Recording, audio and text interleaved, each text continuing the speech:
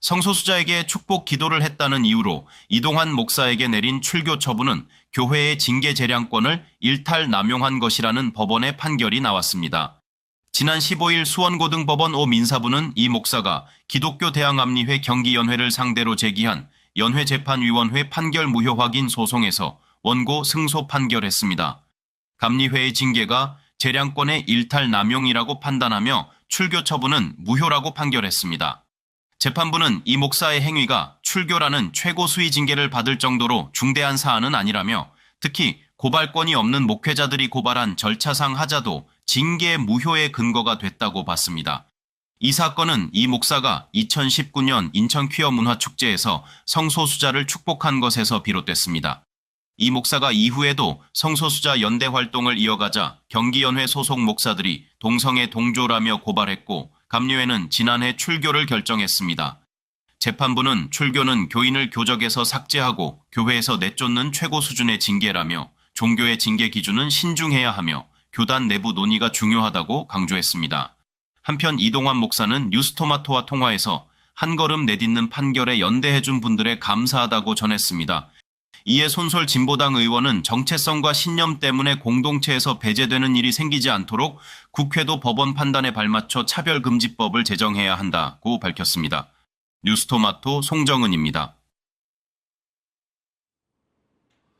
성소수자에게 축복 기도를 했다는 이유로 기독교 대한감리회로부터 출교 징계를 받았던 이동환 목사가 출교 무효 확인 소송 항소심에서 승소했습니다.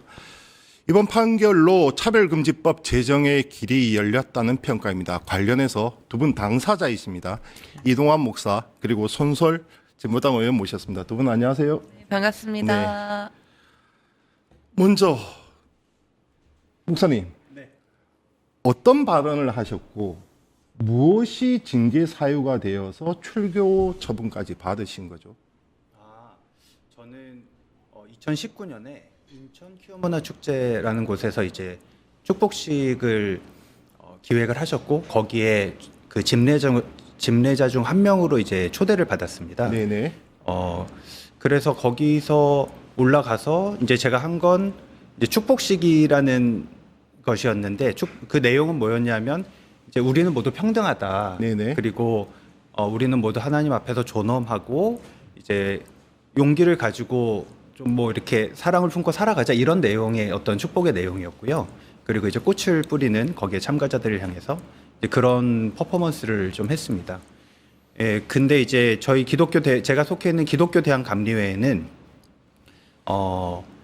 교단 이제 헌법이 있는데 거기 저희는 장정이라고 하거든요. 네네. 그 장정의 재판법 3조 8항에 보면 마약법 위반 그리고 도박 및 동성애에 찬성하거나 동조하였을 때 정직, 면직, 출교의 징계를 처할 수 있게 그렇게 규정이 되어 있습니다. 네네. 제가 이제 축복식에 가서 그런 행위를 한 것이 동성애에 찬성하고 동조한 이라는 것으로 인해서 이제 고발 사유가 된 거죠. 네네. 그래서 그러면 출교는 가장 강한 처분인가요?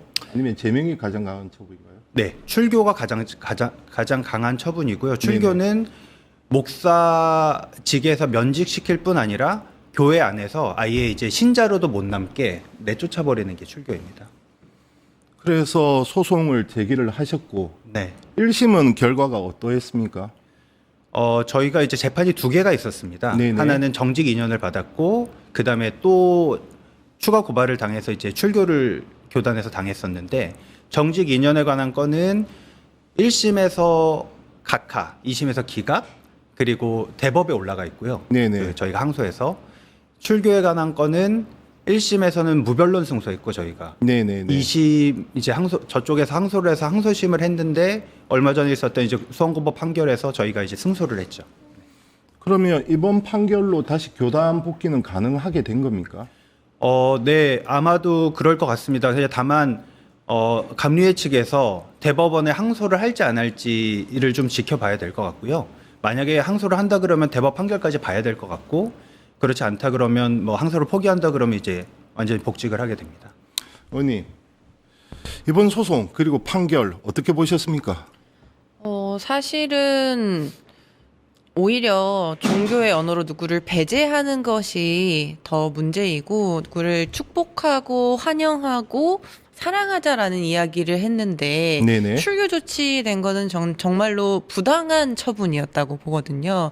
이 부당한 처분을 그래도 판결을 통해서 바로잡을 수 있는 길이 열린 게 정말 다행이라고 생각하고 사실은 목사님이 서로 사랑하자. 네네. 우리는 있는 그대로 존엄하고 환영한다라는 이야기를 한 게 문제가 되는 이 한국 사회의 현실이라는 게 전 좀 마음이 아픈 것 같아요. 그래서 좀 바로 잡히고 이런 차별과 배제는 우리 사회에서 하지 않아야 된다. 이런 이야기까지 좀 나아갔으면 좋겠습니다. 목사님, 그러면 기독교의 입장은 여전히 뭐 양성애자 또는 동성애자에 대해서 인정하지 않는 건가요? 네, 한국은 그렇습니다. 그런데 한국도 사실은 단일한 입장을 취하고 있진 않고요. 아까 뭐 저랑 같이 축복식을 집례했던 기독교 한국 장로회 같은 경우, 네네. 그리고 대한성공회 같은 경우는 이 성소수자에 대해서 좀 열려 있는 그리고 포용적인 입장을 취하고 있습니다. 그리고 뭐 저희 교단을 비롯해서 장로 예장 통합이라든지 이제 이런 교단들은 또 부정적인 입장을 취하고 있죠. 그래서 한국 안에서도 사실은 굉장히 다양한 입장들이 경합하고 있고요. 그리고 조금 더 우리가 시야를 넓혀서 해외를 보면 네네. 이미 뭐 북미라든지 유럽은 이 사안에 대해서는 더 이상 논할 게 없습니다. 왜냐하면 성소수자에 대해서 이미 다 열려 있고 네네. 성소수자 목회자가 있고 네. 그리고 동성결혼을 축복해도 괜찮다는 그런 법안들이 다 통과가 되어 있기 때문에 사실은 이게 굉장히 보수적인 한국 사회, 한국 교계의 특징이다라고 볼 수 있을 것 같습니다. 의원님, 이와 관련해서 좀 의미 있는 법안 발의하셨죠. 네. 차별금지법인데 네. 성별, 장애, 뭐 성적 지향 등을 이유로 해서 차별해서는 안 된다. 이게 주요 내용입니까? 차별금지법은 이제 차별 사유 말씀하셨던 뭐 성별 장애, 성별 정체성뿐만 아니라 네. 뭐 나이도 있고요, 사실 종교도 포함됩니다. 여러 차별 사유가 있고요. 이 차별 사유에 의해서 부당하게 대우하면 안 된다는데 부당하게 대우하면 안 되는 영역이 정해져 있어요. 네네네.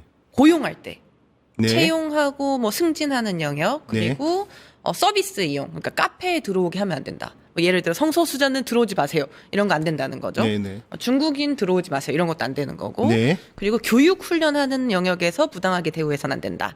그리고 제도에서 부당하게 대우해서는 안 된다. 네네. 이렇게 네 가지 영역이 지금까지 있고요. 저는 괴롭힘 영역을 좀 추가하기는 했습니다. 제가 이번에 발의한 법안에는 괴롭힘은 어떤 걸 얘기하는 거죠? 이제 앞에 그 사유를 가지고 괴롭혀서는 안 된다. 정신적, 신체적인 고통을 줄 정도의 괴롭힘이 있어서는 안 된다. 네. 이런 영역을 저는 추가를 했고요. 이전 법안들은 앞에 이야기했던 네 가지 영역, 일, 서비스, 교육, 제도 이런 영역들을 포함하고 있습니다.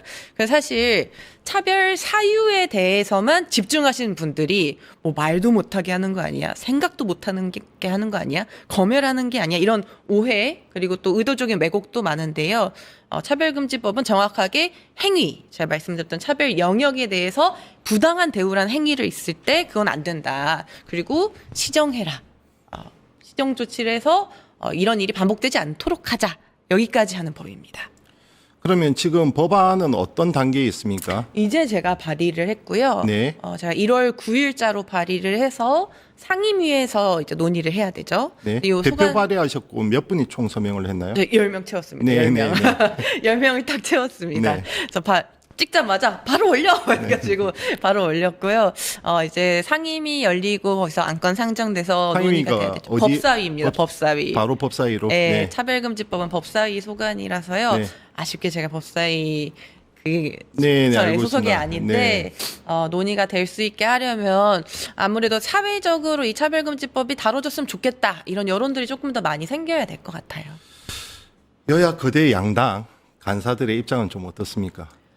간사님들의 입장까지 제가 정확하게 확인한 것은 아닌데 이제 법사위에서 차별금지법을 절대로 막겠다라고 하시는 의원님이 계시긴 합니다. 조배숙 의원님이. 예. 그래서 조배숙 의원님께서 이제 제가 대표 발의를 10개를 완성하기 전에 발의를 시작하겠습니다라고 기자회견을 하자마자 손솔 반대 뭐 기자회견 이런 것도 하시고 절대로 이제 막고 계시는데요. 그런 것들 좀 뛰어넘어서 저는 민주진보 진영이 민주주의의 토대를 강화하려면 차별금지법이 꼭 필요하다 이런 공감대를 좀 만들어가면서 논의를 붙여야 되지 않을까 싶습니다. 참 어찌 보면 당연한 건데 그쵸. 사람을 어떠한 기준을 두고 차별해서는 안 된다. 이것을 참 법으로까지 제정해야 되는 좀 씁쓸함도 느낍니다만 네, 있어야 됩니다. 좀 전에 말씀하셨듯이 이 종교뿐만 아니라 한국 사회 허들이 워낙 높지 않습니까? 이게 계속해서 논쟁거리만 되고 법 제정까지 좀 험난한 과정도 예상됩니다. 어떻게 보십니까? 험난할 거로 보이는데요. 사실은 저는 중대재해처벌법이나 노란봉투법 같은 경우에도 만만치 않은 조건 속에서 그래도 국회가 적극적인 역할을 하면서 조율과 소통도 하고 가능한 법안들을 절차를 계속해서 만들어가는 과정이 있었다고 보거든요. 전 네네. 차별금지법의 상황도 그렇게 크게 다르진 않다고 봅니다. 그래서 차별금지법도 중대재해처벌법이나 노조법 2, 3조 개정한 것처럼 또 수기하는 과정을 또 거치고 오해는 걷어내고 그리고 말도 안 되는 왜곡은 정확하게 안 된다라고 말을 하면서 가져야 되거든요. 네네. 그렇게 만들어야 되지 않을까 싶어요. 어느 쪽의 반대가 가장 극심할 걸로 보이세요? 뭐 분명하게 이제 보수 기독교 에서 이제 모든 말씀하셨듯이 저도 기독교계의 차별금지법을 찬성하고 지지하는 교계 쪽도 만나고 있고요. 그런 의견이 많은 것도 알고 있고. 근데 문제는 차별금지법 반대의 의견이 과대표되고 있다는 거예요. 과대표. 네네. 그래서 요것에 대한 균형을 좀 맞추는 논의도 좀 필요할 거라고 보이고요. 사실 의도적인 왜곡, 그러니까 예를 들면 뭐 설교를 하면은 징역을 가게 된다. 이런 건 정말 말이 안 되는 거거든요. 네네. 차별금지법은 형법이 아니에요. 처벌을 하기 위한 법안이 아니기 때문에 그런 일이 있더라도 시정 조치를 합니다. 그러니까 규정에 위반을 하면 어떻게 됩니까? 법인데 그런데. 네, 그러니까 차별금지법은 처벌을 위한 법이 아니고 차별이 무엇이고 무엇을 하면 안 되는지를 규정한 법이고 만약에 그것에 어긋나게 되면은 바꾸자. 시정 조치를 권합니다. 시정 조치를 따르면 되는데요. 시정 조치를 하지 않았을 경우에 이제 이행 강제금이나 이런 것들이 붙게 됩니다. 네네. 그러니까 애초에 설교를 하면은 뭐 말을 못 하고 바로 징역 간다. 이런 거는 정말 과장된 이야기거든요. 그래서 이런 것들은 좀 바로 잡아야 되는데 그런 걸 의도적으로 퍼뜨리는 사람들은 있어서 관련해서는 이제 바로 잡을 거 바로 잡고 맞서야 될 건 맞서야죠. 목사님, 방금 보수 기독교가 가장 큰 벽으로 느낀다고 하셨는데 네. 어떠세요, 진짜? 정말 너무 저희도 그렇게 판단하고 있고요.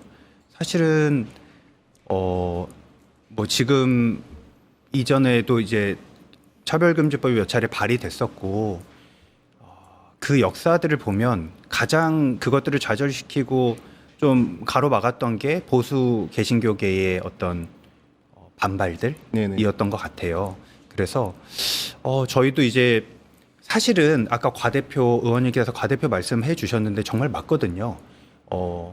근데 너무 그 반대되는 의견이 기독교 전체의 목소리인 양 그렇게 자꾸 포장되고 그렇게 나타나고 사실은 내부에서도 차별금지법에 찬성하고 이것을 어떻게든 제정해야 되고 이것이 오히려 우리 어떤 신앙 정신에 네네. 맞다라고 주장하는 사람들이 굉장히 많습니다. 또 근데 이들의 목소리가 잘 안 들리고 네네. 반대하는 목소리가 굉장히 크게 들리기 때문에 사실은 법을 이제 제정하는 국회에서도 압박을 많이 느끼시게 될 것 같아요. 가령 성소수자임이 드러나면 예외도 못합니까? 참석 못합니까? 지금의 경우, 지금 법의 경우는 만약에 성소수자라고 했을 때 합법적으로 교회에서 쫓겨날 수 있고요. 아니면 전환 치료라고 해서 너 성소수자인 거 그거 잘못 생각하고 있는 거야라고 하면서 이제 어떤 잘못된 생각들을 주입하고 세뇌시켜서 그것들을 이제 전환하게 만들려는 그런 치료법들이 또 기독교 안에 있어요. 이제 그런 식으로 이제 치료를 하려고 한다든지 뭐 이런 식의 이제 대우를 받게 되죠. 교회 특히 한국 기독교를 이끌고 있는 대형 교회 입장도 중요하겠지만 네. 결국은 신도들의 마음이 중요할 것 같은데 어떻게 보십니까?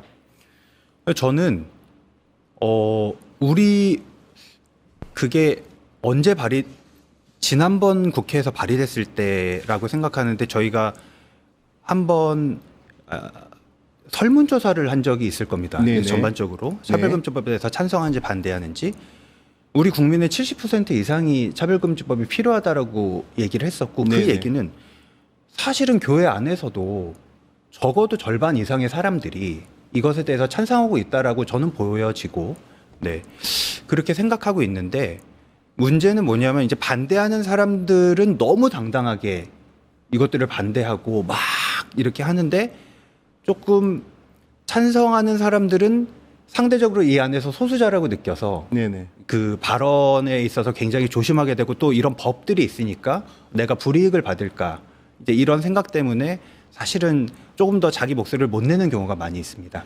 그리고 이제 중간에서 조금 상황을 보고 아직 판단을 보류하고 있는 분들 같은 경우는 아무래도 더 교회에서 목사들이 가르치고 이게 맞아라고 하는 것에 끌려가게 돼 있는데 또 대형 교회나 유명한 목사들은 대부분 차별금지법에 대해서 부정적인 입장을 많이 취하고 그렇죠. 있기 때문에 네, 사실입니다. 네네 아무래도 그런 영향들이 많이 있지 않나 싶습니다. 의원님, 네네. 네, 신학 단체들에서 매년 이제 교인 대상으로 여론조사, 설문조사 이런 걸 하는데요. 그러니까 목사님, 그러니까 간부라고 해야 될까요? 교회에서 간부인 경우와 일반 신도의 경우에 여론의 성직자라고 차이가, 하죠. 네. 차이가 있고, 그러니까 일반 교인들이 그래도 의견에 있어서 완전히 목사님의 의견과 완전히 동일시되어 있다거나 이렇지는 또 않다고 나오거든요. 차별금지법 같은 경우에는 약간 괴리가 있는 것 같아요. 그걸 더 많이 이야기하고 설득하는 언어들이 좀 필요한 것 같습니다.